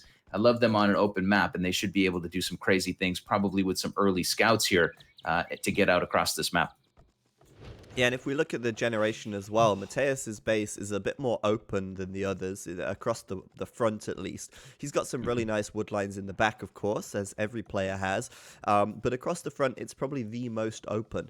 Zuppy, on the other hand, his base is a little easier to wall, I feel. You know, you see how he's already started building these houses toward the north. I think he could close himself, and if he could do that, then he could safely send some scouts or some knights or whatever he's going for across to his teammate to help, and that might really help to alleviate the issue that they have, which is, of course, being so far apart. Max, on the other hand, his base is a little bit more open, but he's doing his best to sort of wall it toward the south. But oh, look at this, Spring coming in, and no holds barred here as he's really taking every advantage he can get by attacking that villager, slowing down the barracks from Max, and probably putting a kibosh on his whole strat of going for some early aggression with militia here. Yeah, and Max sends another villager forward, and Spring fights that villager as well. Red player Mateus' scout is on the way over, and they can 2v1 this fill. Max will bring his scout into the mix, but this could be a nice delay if the Heresy team wants to dive on it. It looks like they think better of it for now. But the Max, grabbing 10 gold, wants to build a drush, but that delay in his barracks may just change his mode of thinking. We'll see what he decides to do now that it's finally going to go up. Yep, Zuppy, on the other hand, really fast to feudal, like crazy fast. He's already way up, and he'll be going into scouts, no doubt. He's taking the time here to push the deer and make sure that he can harvest as much food as possible. Obviously, Malians, 15% reduction on all buildings. So nice, actually. You can do some really fast play with that because you don't have to send so many villagers to wood. You can focus more on food, get feudal even faster. And look how many sheep he still has. He's still got like 5 sheep. He's finishing off the deer and the boar now. I think Zuppy's in a really good position to do some quick and early damage here. Yeah, Zuppy on the way up to feudal, as you said, and he is the only one on the way up to feudal. Is my TV set broken here? It looks like he is going to be the only one going up. For now, it is a drush on the field from Spring, a drush on the field from the Max. Mateus does not have a military count yet, but he's walled in and still in the Dark Age. Yeah, it looks like he's going to take advantage of the fact that all the action is happening on the other side of the map and go for a greedy fast castle play here. It could even be a sling, but I think the way things are looking right now, it seems like a fast castle to me as he sends the 3rd villager over to gold and goes up on 28 pop. That's very strange. This does leave Spring very open now to getting doubled, and we already saw just how quick Zuppy was going up to feudal. Well, Spring better have his best defending pants on, because otherwise he's going to be in a lot of trouble here. Spring's got 6 villagers walling right now, trying to close in his base as fast as he can. Scouts could be on the way over there from Zuppy very soon. Right now, it looks like those are actually headed toward the red player. So it's actually going to be okay, maybe, for Spring, as the first couple scouts do not come to double down on his base, and he does get a lot of walls completed. It's a lot of villager time spent by Team Heresy walling up, but they're going to give it a go with both players walling in and potentially going quicker to the Castle Age. I would like to draw some attention as well to the fact that Max's drush got delayed. Now, his drush was a lot faster than Spring's, and had it not been delayed, had that villager built the barracks when it was planned, he might have been able to prevent Spring from actually walling completely. But they bought themselves just enough time that they could actually get the walls up, and that's huge, because now, if they do try and double Spring, he's completely safe behind his walls, for the time being at least. Yeah, it's a very good point. That delay was a big difference maker so far in this game. We'll see if it's enough. I do see an archery range coming down from Spring back at home. If we look at Spring's resources, we can see that he's getting close to that castle number, but probably losing a little bit of villager time since he was kind of panic walling a bit. We will see a stable coming down from Mateus. He's going to be in perfect shape with a stable blacksmith to click up to the castle age here in a moment. Zuppy didn't go crazy with those scouts, Zach. I see just 3 military for him. I think he might have only built 1 scout in addition to his initial scout. So he's read the situation correctly, and he's not going to be caught totally wrong-footed by a fast castle. Yeah, it's interesting because they didn't actually have any scouting info on Mateus at all. They didn't really see anything. I mean, Max is only just seeing him for the first time now. Zuppy only saw a little bit of wall, but they knew what was going on. They're paying so much attention to so many things, yet they still picked up on the fact that Mateus was much later to Fidel. They immediately recognized, okay, this is some kind of fast castle, and they are now walling up, and he's, as you said, stopped that scout production. Now, can they do any damage here? Because if not, then you have to assume that Mateus being castle as early as he is going to be really big, because obviously the Indians have one of the best booms in the game, but he can also start making camels, and they can start pulling themselves a nice advantage here. Yeah, absolutely. There will be a moment here for Mateus to make some hay, and right now that hay is going to be made with one stable, one barracks. So if he was thinking about pushing out and doing a little bit of damage, I suppose he's thinking about doing it a little later on in the game. It looks like he's going to have a little bit of wood for another TC, but a camel or two to push this back, and maybe a little bit of booming coming from Mateus, Zach. Yeah, though he's got 5 bills on gold still, and it looks like his gather point's still on gold. So I expect he'll make non-stop camels, but you can do that. You can make non-stop camels and boom at the same time, because your villagers cost 10 less, which is lovely. We also have Spring going up to the castle age as well. Max will beat him to it. Keep in mind, both players on the flank did a drush into basically an FC. But then, you know, the Briton archers versus the Ethiopian archers, it's an interesting one. Briton archers don't get thumb ring, but they do get the range. The Ethiopian archers fire faster, but I guess they have to take damage before they can get into range. So it'll be interesting to see the dynamic there. And to be honest with you, I feel like the Britons probably will have the edge, but that's more because they can boom very easily with the cheaper TCs as well. That's just my opinion. Yeah, I think you're right on that. And I think that the closing down of these maps so quickly in the early to mid game here has allowed for those archer numbers to start to get up. We will see those camels coming out one by one from Mateus, but for the most part, nobody's looking to strike too much damage at the moment. Max will start to come forward as Crossbowman and Bodkin Arrow come in for him.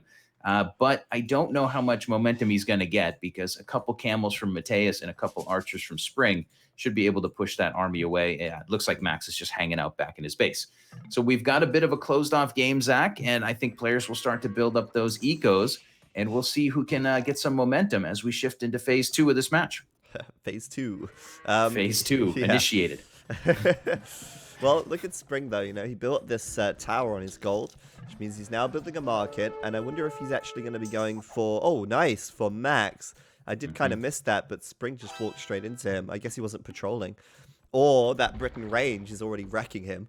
But he's had to build a market, so his second TC won't be coming up in a hurry. Meanwhile, Max is already capitalizing on the cheaper Briton TC. He's already got one coming up, and we know Max likes to boom. His third TC will be following shortly, no doubt. Yeah, close game with a little bit of boom action going on. We've got kind of one of each game in this series. We saw fast castle to unique unit in game 1. Game 2, we saw all crazy feudal age aggression. And here in game number 3, we're going to see a little bit of a boom war. Let's see how this goes for Team Heresy. It's really not the best type of fight for them, I don't think. Yeah, no, you're right. Yeah, I had to think about which team was which for a second, but no, I agree. Now, obviously, the Indians don't have that versatility of being able to go knights, but their camels do benefit from the extra pierce armor, so they're not as bad. In the last game, we saw that mix of knights and camels from Mateus. This time, knights aren't even an option, and until he gets +3 and bloodlines, they probably won't want to fight, especially not uphill. But still, Zuppy's got to be very careful not to throw those knights away to the camels and take good engagements like last game, where he can try and go for the back lines and take out those crossbows. But yeah, it's definitely a similar composition to last game in terms of army. But once again, it's Zuppy and Max who are now pushing forward and looking to be the aggressors. Yeah, and they look like they want to put some pressure on Spring. Spring just got his second TC down, and he's now dropping a siege workshop in defense. He's also got a defensive tower on his main gold. Spring's base is really not, there's really not a lot of reprieve for him. His gold pile is right on the edge of his walls. He's got a wood line right on the edge of his walls. The archers from the Max can absolutely dice this base to pieces. So it is a possibility that the Heresy team will be forced into a fight earlier than they want to, because how much can you really give for ground on this base? That's true, actually. But then they've also got this massive hill, Hmm. which if they don't control, they're basically at the mercy of. As we saw already, Max can come down the hill, pick off villagers on the wood line. Maybe they'll follow this up with some siege even. This looks too tasty, right? Just some mangonels on the other side. You want to take that TC down. But I think that's maybe the reason why we see Spring already adding in some siege nice and early, getting a mangonel ready to defend. Of course, defending with mangonels versus Britain crossbow is a little bit harder to pull off, as they outrange them. So yeah, I think it's gonna be interesting. Max and Zuppy certainly not diving in just yet. They're still waiting for the right angle, the right moment, and in fact they're switching toward Mateus. Mateus's army away from home, Spring's army away from home, and now they're diving in toward the red player. I don't think he's going to be ready for that at all. In fact, he might lose quite a bit here. Yeah, we were talking about this before this game. 2v2 is so beautiful because if you lose track of those armies, all of a sudden there's two armies in your base. And here come those two armies from the Finns. They are going to be pushing in now on the red player. There are camels coming out for red. He does have camels inside of his teammate's base. But slowly, Spring will bring the crossbows over and a mangonel over. But it might be too slow, Zach. Those two armies are about to jump in. Yeah, I'm wondering if they knew about the mangonel or the siege workshop, because that might have been another reason for them to attack on the other side. As far as I can see, they did not scout the siege workshop, so they don't know that Spring's gone for mangonels yet. So these mangonels could still be a nice surprise. But the problem is, of course, they're so slow. They don't have any maneuverability, so they're chasing them down, and all they have to do is run away and avoid the mangonels. But they're closing them down now. Looks like Zuppy went a little bit too far forward there. They're going to have to back away, because that's a lot of camels. Yeah, I think Zuppy is kind of trying to create a little buffer so that the Max can get out of there and retreat. They can see the writing on the wall. They don't want that fight. Finns are microing back, and those crossbows will slow the camels down, and I think they can keep these two armies alive for a while. Zuppy with husbandry, so he can run around pretty quickly, and he is going to try to run in and snipe those mangonels in the back. Oh, and he's doing a good job of it. He gets one, actually, which is surprising, given how many military units he was up against there. The sniper of Zuppy doing a great job. And if he can get one, he can certainly get two. So he's going to be looking for another opportunity to do that. Once the mangonels are neutralized, they're probably going to feel a lot more comfortable taking a fight. So, Zach, you were with Zuppy last night, right? So did you teach him those moves, how to jump in from behind like that? Well, not last night, but earlier in the week. Okay. He's a 0 to hero fan, right? That's how... Oh, mangonel shot. Nice split from the Max. But how the hell are you supposed to target the mangonel when there's about 40 camels on it? Like, that's actually so smart from Mateus to put his camels on the mangonel, because the mangonel fires, and Max wants to attack the mangonel, but he can't click it because there's like camels in the way.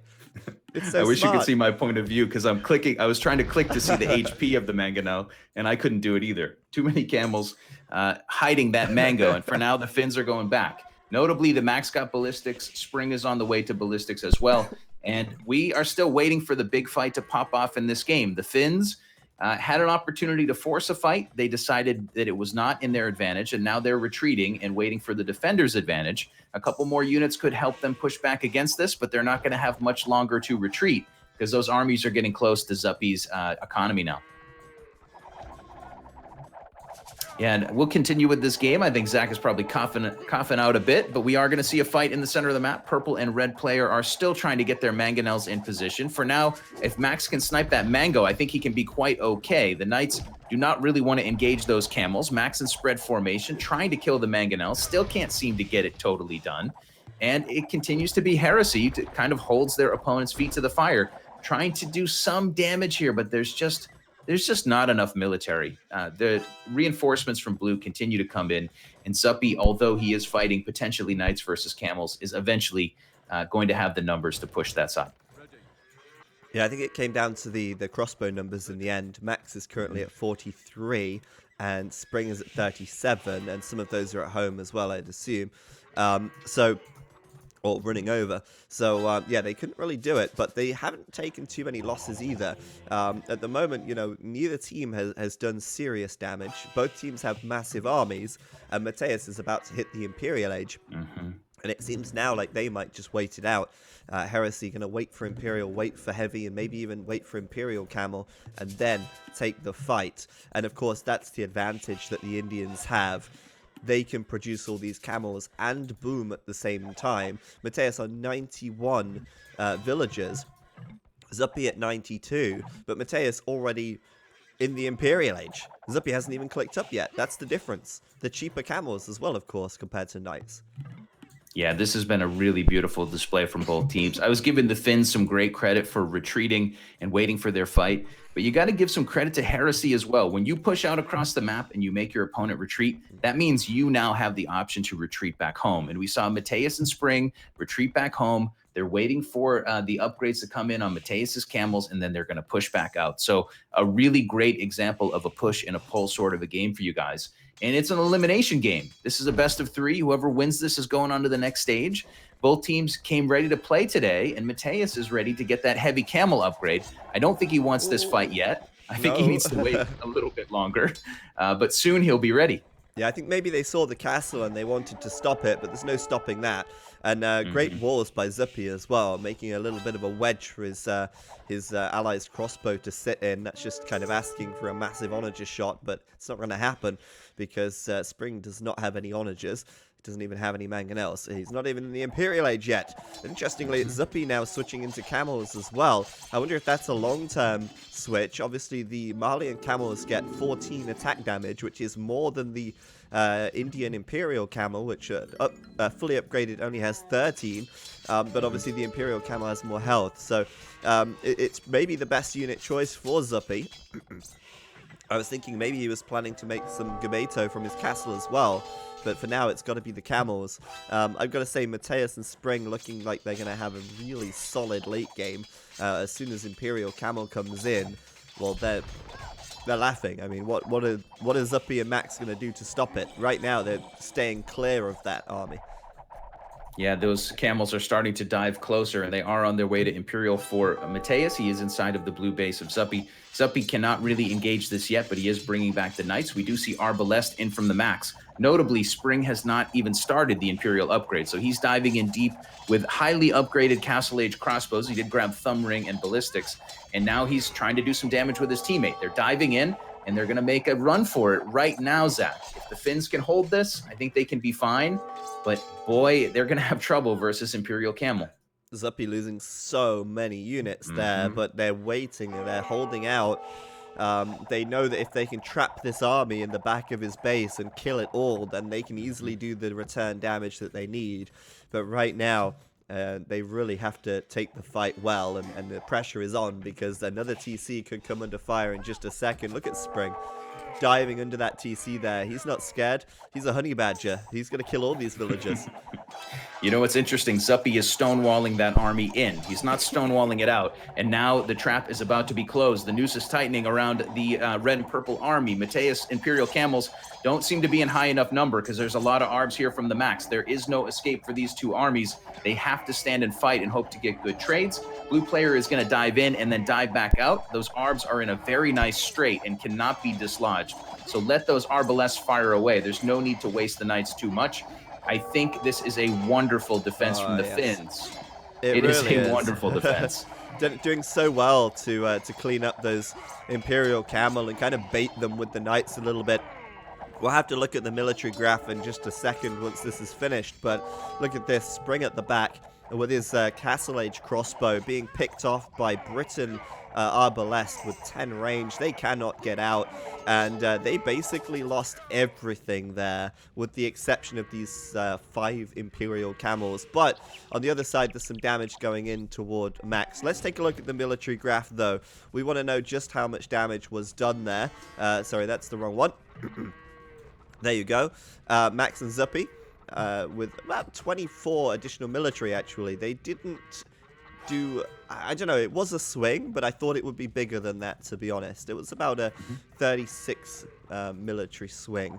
Economically, however, Spring and Mateus have 63 extra villagers now, thanks to the eco damage done to Zuppy. And so Heresy are way ahead economically, and I think they can afford to replenish their numbers, but they can't, well, maybe Zuppy and Max can't really afford to take such an economic hit. Yeah, it's going to be an interesting storyline as the game goes on. A beautiful moment watching those armies get crushed in the center, but they did a lot of damage to Zuppy, as you said. And the Imperial Camels have been replaced. Spring actually has a huge number of crossbows. And again, they will dive in 2v1 towards Zuppy's base. Looks like Spring is going to go for it here before the Imperial upgrade comes. He and Mateus are ready to go for another round in Zuppy's base. And this time, Zuppy's even less protected than last time. Yeah, because there's their no army's army on the nearby. other side. Zuppy's going to try and raid Spring. Will Spring get his castle up in time? I think he will. Should be fine. Yeah, he gets that up, and then the army comes in once again. They already know Zuppy's down on eco. Now they're going to just hammer the point home even further and be like, what? You tried to rebuild your town center? Let me just kill that again for you. You know, just sort of a display of dominance here from Mateus. Yeah, those Imperial Camels are a real problem. Max is going Pikeman to try to deal with that. He's going Scale Mail Armor and, interestingly, Warwolf. So look out for the Trebs of the Max as the game rolls on. But while the Max grabs those upgrades, Zuppy loses, as you said, another TC and a bunch more villagers. Spring's still not yet clicked Imp, but he will probably click Imperial sometime soon.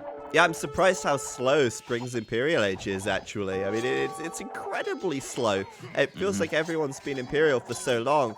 And although Zuppy just lost a lot of villagers, he's also killing a lot of Spring's villagers as well. Spring, as you said, still hasn't clicked up to Imp. So, yeah, I don't know really how to sort of... I don't know, compare in a way. Like, Zuppy's losing eco, Spring's losing eco, but in the end, Zuppy's still Imperial, which means he's still making better units, right? Yeah, absolutely. And I think the wild card here has been the Max's army. He does have 72 military, a lot of Arbalest. Those Arbs have been kind of walking back and forth across the map. If they had pedometers on, today would be a good day for them. But they have yet to really do too much damage. They did a great job on the previous cleanup, and maybe they'll do a great job again on this cleanup. But once those units turn offensive, that will be a nice advantage for the Finns. However, for now, they still have to stay at home because Zuppy is kind of critically threatened by these armies from Heresy. Yeah, Spring actually has a lot of army. The problem is he's so out-teched that he can't really take good fights. I mean, he's here, look, getting surrounded by Cavalier with +7 attack, and I wonder if he'll kill them or not. I don't think he will, even with his faster-firing archers. And this is what I mean, right? Even though Zuppy lost a lot of eco, he's still Imperial, which means he could do Furimbo, which means he gets now a massive power spike on his camels, +5 attack, and can do damage, whereas Spring can't really do the damage unless he's with Mateus. He has to be with Mateus in order to do it. It looks like once again they've got them trapped, more walls coming up here, and they're going to try and take the fight again in the remains of Zuppy's base, the Arbalest and the Camels working together to try and pick this off. Yeah, and it actually looks like Mateus is going to abandon his teammate Spring. Imperial Camels almost ran out, but I guess he decided better of it. Oh, and a gate from back. Zuppy to block him off as well. Oh, man, they've really got them cornered here. Oh, no. This could be a massacre. There's no way out. There's actually no way out. Yeah, this is really bad. The first one, they got good trades on, but this one maybe not quite as good. You can see Zuppy is still over 100 vills. Those Arbalest firing away. Yep. They're probably standing ground, Zach, exactly where they should. They can't be hit by the purple crossbows at this point, and they can just fire away for free. The Arbalest just doing so much damage from the back. Zuppy's just there to keep them from running out, blocking the exit. And it looks like Mateus and Spring are going to commit. Spring bringing all of his archers forward, but I still think they're a little out of range. The Arbalest from Max able to do so much, and they're going to clean this up once again. Like I say, the Malian Camel, 14 attack damage. It does more damage than the Imperial Camel, and that's it.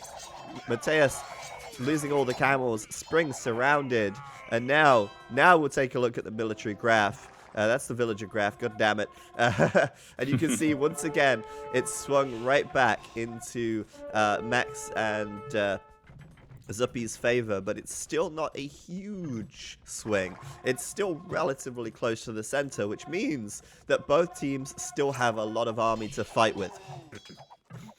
Yeah, and I just can't, in the back of my mind, I'm just saying, for the love of God, Spring, click imp. Click Please, imp, my friend. Please. Yeah, He's Spring close. here is, he's committed a lot of resources. He's building down some castles. He's trying to keep everything going and keep pressure on. But now that the defense has been so stout from the Finns, it's looking like it's going to be extremely difficult for him to help his teammate. Matei is still building Imperial Camels in some places, but has actually had to switch into some light cav because of probably a lack of some resources after spamming Imperial Camel for so long. He's done it. He's clicked up. 49 minutes and 43 seconds. He clicked up. I don't know if you see it, but in the eastern part of the map, Zach, if you go to the castle there that's being trebbed, to the north of that castle, there is about 10 dead units. That was a Warwolf treb shot from the Max. Oh, really? So the spread damage of Warwolf able to kill quite a few crossbows right there. Very fun upgrade, guys. Don't forget about Warwolf. Yeah, we'll see if we can see a bit more of that. That would be really nice. But yeah, they're raiding now into Max. The Imperial Camels just walking straight in. And Max does have Halberdier out, which is great. But those Camels are able to get in and do a lot of damage before the Halberdier even arrive. So you've got to think, right? I mean, Mateus and Spring, they've done a good job of raiding. They've done a good job of keeping the eco-aggression going, even though they themselves have been behind in tech for quite some time, with Spring still being in the Castle Age for now, and going to lose his whole army again here by the looks of things on the right side. Yeah, Spring, the biggest thing for Spring and Mateus right now is the trade on that right side of the map. It's very, very close already to being taken down. Spring's Imperial Age is coming, but obviously he can't win the Treb War without Trebs, and now the Arbalest are coming closer. Max will try to drop a castle there, but that continued pressure could be a really scary thing. In the meanwhile, continue raiding inside of Max's base, but Max is now here with Arbs, and Zuppy is here with those Farimba camels, so I think that this is going to be cleaned up. Right now, we need to see a very stout hold from Heresy, Zach. Their trade is so threatened at this point in the game. And, of course, Mateus needs that gold for Imperial Camels. On the left side, Zuppy is doing a good job pushing in as well. Look at this. Mateus is using villagers to attack the Trebs. And they're being out-repaired by other villagers from Zuppy. That's brilliant. But it's interesting because you might have noticed, we're talking about the trade here. Max and Zuppy aren't even trading right now. They've got 12 trade units versus, I mean, just look, well, we can look at the eco graph. They've got 38 less trade units. So there's a huge difference in trade. And if Mateus and Spring can hold this trade line together, they might actually be able to pull a big advantage when the gold starts to run out for Max and Zuppy here. And in fact, that's a doubt castle on the right side, as Max can't finish it in time. And it goes down, all the villagers go down on 85%. Yeah, that area is ultra critical. It's a big investment to get the trade going at this point in the game, and the Heresy team is going to have to hold it off. There are still Farimba Camels here from Zuppy. We do still see Imperial Camels coming from Mateus. The problem is that Spring has mostly gone now into skirms. And of course, Elite Skirm's not exactly going to cut the mustard versus all those camels and all those Arbs with such a huge range. He needs rams, man. I mean, Ethiopians have some of the best siege in the game. Some rams would be fantastic, but something tells me that Spring's economy is not so hot. I don't know about you, but, you know, this whole sort of 50-minute Imperial Age and mass skirms tells me that his eco is not going so well. And it's interesting because he's got 130 vils. He just doesn't have anything, any gold, because I think they invested in trade, and it's not really paid itself back yet. Yeah, not yet. It is still possible that trade stays alive, but the castle does go up from the Max, and Max is getting closer with that big honeypot army. He's glad to use longbows that are elite and arbalest and a bunch of monks sitting under his castle with Warwolf Trebs. He's glad to have you come and fight him. And now we're even seeing guard towers being dropped inside of the trade. Yeah, and not only that, but on the left side, you've got Zuppy making great progress through Mateus's base. Mateus just seems to be ignoring this at the moment. those pikes with 7 pierce armor just sort of going forward, and well, they're pretty much unstoppable at the moment because Mateus only has camels. If he had some hand cannons, he could stop this, but he doesn't. And those pikes are, well, systematically just destroying everything. While on the right side, as you say, the guard towers, the keeps now coming up, and well, the trade line is done, and so is the game, because Mateus will call GG. They know they're not coming back from this, and what a crazy game, actually. That was a really interesting game. So many weird things happening, like Spring and Mateus getting caught in the back of Zuppy's base twice. Spring's incredibly late Imperial time, but it still looked okay. You know, they had the trade, they had all those Imperial camels, but in the end, they were just overwhelmed, and they couldn't deal with the huge range of the Britons, I feel. Yeah, I mean, two things to pull away from this. One is that the Finns did what they needed to do. They had some great in game 2 and game 3, some great defensive play and some great counterattacks. So they looked really strong. They look like a team that can go very deep into this 2v2. Maybe they can win it. They are going to advance. The other thing I take away from it is that this team Heresy, man, they kind of got my attention. This was a great series. I think they had an opportunity to push all 3 games to the brink. I think they could have won this series. And these guys, although they're going to be upset with another result of getting eliminated here early, these guys are looking good, man. That was a great set of games. Yeah, I think they did play really well, actually. I think in the end, it's hard to say, because I think if the game goes super late, I think the Indians and the Ethiopians can win versus the Britons and the Malians. I think it's about getting siege. Spring definitely needed siege. I mean, you can't win the late game with elite skirms and pikes. The pikes didn't even have any upgrades on them. So, you know, in that situation, it looks like, oh, well, maybe the Ethiopians kind of sucked in the late game. But if he actually had the economy, and he was fully boomed, and he had the trade going, I think the Ethiopians would have been a solid choice, and they would have actually been able to do a lot. But unfortunately for Spring, he never really got that rolling, and as a result, Max and Zuppy were able to steamroll them in the end, without any trade, really. I mean, they had a little bit, but they really weren't trading well. Just a tiny bit of trade, a really short trade line in the north, with about, what did they have, like 20 carts? It's nothing, really. But yeah, GG's, and as you say, well played by Heresy. I think they did really well today. But in the end, it's a 2-1 to Suomi, and I think a scoreline which most people would have probably expected. Yep, Suomi handles their business here in round number 1. We'll see if they can get themselves back on their feet. They should be a serious competitor for every stage of this tournament. And here they are in the 2v2, advancing to the round of 4. I'm looking quickly, Zach, at the stats here, just looking at the kill death ratios and things like that. I think it was a great game. I think, I think the kill death is a little lopsided though. Oh god, yeah. Look at the max. That's insane. Yes, indeed. I think it's a matter of if Spring and Mateus didn't dive in the second time with Imperial Camel and Crossbow, like if they hadn't done that, maybe they would have had an opportunity to upgrade those armies and do more damage. But in the end, a great match from the Finns, and that kill death is that's just sexy. That's beautiful. Yeah, it really is. Max, I didn't expect it to be quite that good. I didn't notice that. But when I said like they couldn't handle the Britain range, no, they certainly couldn't. I think Spring threw away far too many units. 400 units lost. A lot of them were Castle Age crossbow. That's just not okay. They were way too deep. I think they should have tried to defend perhaps and get imp.